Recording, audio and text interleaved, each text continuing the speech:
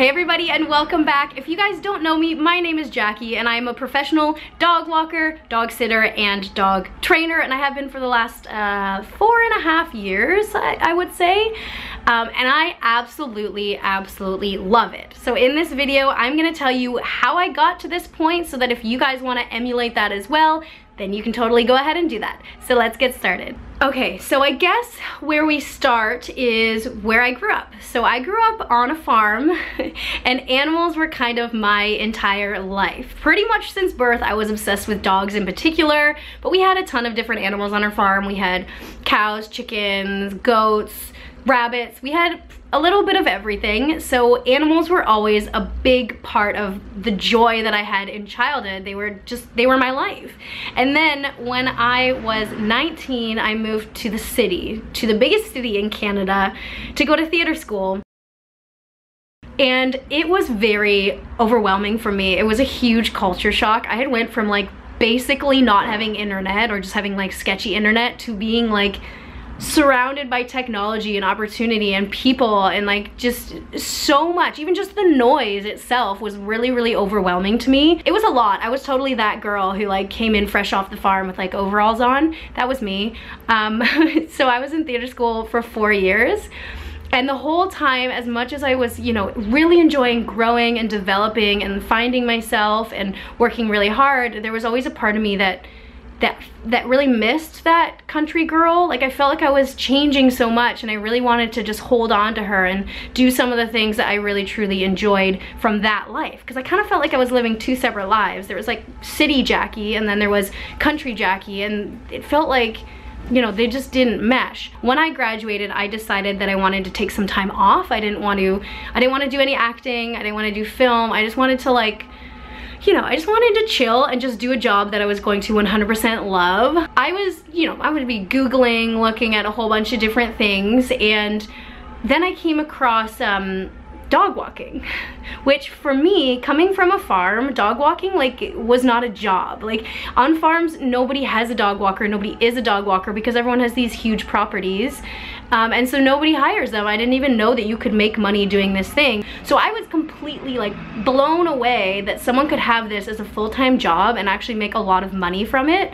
So then I started digging into that a little bit more because I was immediately intrigued. I mean, I get to be outside and be with dogs. Amazing, best job in the world. So I was looking into that and I found a whole bunch of different dog walking companies and applied to them. And because I had a lot of experience with dogs, I got a lot of phone calls back and I did some interviews and things like that. And I ended up settling on a company that was a little bit bigger because I knew that they'd be able to teach me the skills that I wanted. So the good thing about that company is they offered, it was 2 to 3 weeks of training with their dog trainer. So I really learned a lot about a dog's behavior and their body language and how to walk them, like just the little things that you don't think of, like entering in somebody's home or, you know, like what to do if there is a dog fight. Like I learned all of those things, which were so valuable before I actually even started walking. So I'm very thankful to that. I did everything with that company. I was there for about 2 years and I started on foot. So I was walking full-time on foot, so I'd walk probably like 20 kilometers in a day. So I was like the most fit that I've ever been in my life at that point. And then later on I got a car, so then I was taking them to the dog park, which was also really great because then I got to meet all the other dog walkers in the park. So I would have the same dogs every day and I would see all of their different issues and their different problems. And even though I had a lot of really good natural instinct and I had been dog walking for a while, I didn't know like exactly what was going on inside their brains. Like I couldn't pick apart what was exactly going on and then try to fix it. So that's when I realized that I really wanted to learn more about the dog's brain and how they function, how they see the world and all of that stuff. So that's when the dog trainer at that dog walking company, she suggested that I do this dog trainer certification program. So that program was about 1.5 years and it was a combination of lectures but also like practical work. So you'd be working with a dog in the classes and doing different tests and things like that.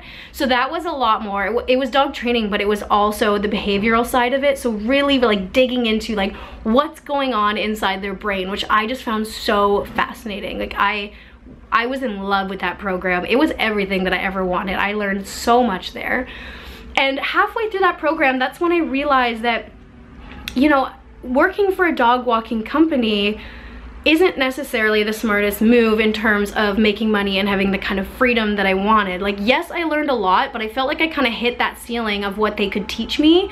And then I realized how much more money you can make if you branch out on your own, because obviously in a company, they're gonna take a cut of all the earnings when really I'm doing like 95% of the work.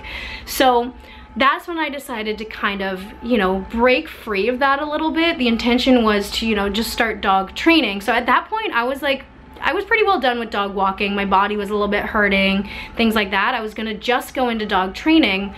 And then because I had made all these connections with people, like I knew all of the dog walkers, I knew people in the city who had dogs, people knew that this was what I was doing because I was posting on social media and things like that. All of a sudden, I just got like a wave of people, some that I knew and some that I didn't know, asking me to do things for them. So like they would ask me to do dog walking and dog sitting for them.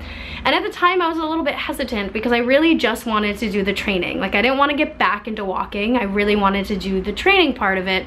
But because I didn't have a job, I was like, sure, I'll do it for a while until like I figure out what my next move is. And then I ended up doing that for quite a while, like 2 years, quite a while, because I just developed such good relationships with these owners and with these dogs. Oh, also keep in mind, at this point, I didn't even have Django, who is my dog, who has a lot of his own emotional baggage as well.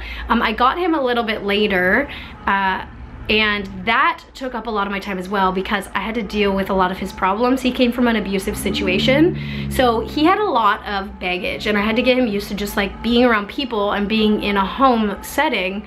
And that's when I really realized that my passion is definitely for rescue dogs. Dogs that are like, I like to call them the unadoptables, because people are afraid of adopting them because it's a little bit more work than just getting a dog from a breeder.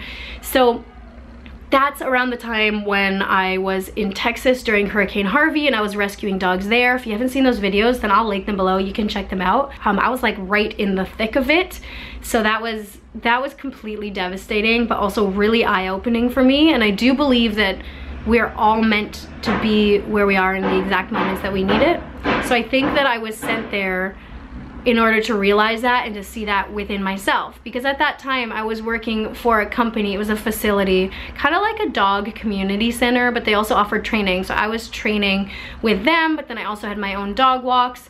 And as much as I loved that, it was a lot dealing with the clients. Like I really enjoyed working with the dogs, but with a lot of dog training, you're not training the dogs, you're training the humans to be able to train the dogs.